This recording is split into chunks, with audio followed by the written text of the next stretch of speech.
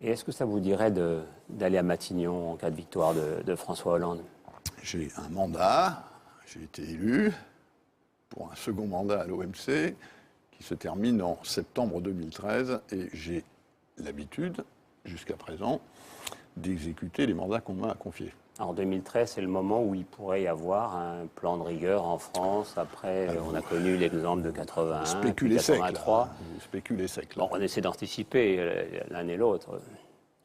Vous êtes prêt éventuellement, le jour où vous aurez terminé votre mandat, à travailler à Bercy, ailleurs? J'ai un mandat, j'ai une organisation difficile dans le monde qu'il est, garder le commerce international ouvert, voire même l'ouvrir un peu davantage, ce qui est bon pour la croissance et le développement, ça ne va pas de soi. Donc je suis là-dessus et je ne demande ni poste ni prébende. Mais pour aider votre pays? On verra. Si un coup de téléphone arrive, vous le prenez? On verra. J'ai été élevé en politique et dans le gouvernement des affaires nationales européennes par un homme qui s'appelait Jacques Delors. Et il m'a appris que dans ces cas-là, la seule chose à dire, c'est on verra.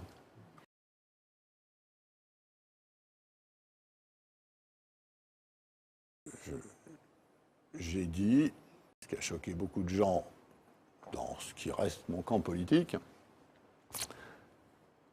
que le concept de démondialisation était un concept réactionnaire. J'en reste là. Hein. Vous l'avez dit à Arnaud Montebourg et quelques autres. Si vous parlez aux démondialisateurs, c'est pour ça que je cherche. Il y en a, certainement. Ils ne sont pas là autour de cette table ce soir. Bon. C'est un concept réactionnaire. Bon. Donc c'est, je crois, une erreur historique grave. C'est comme...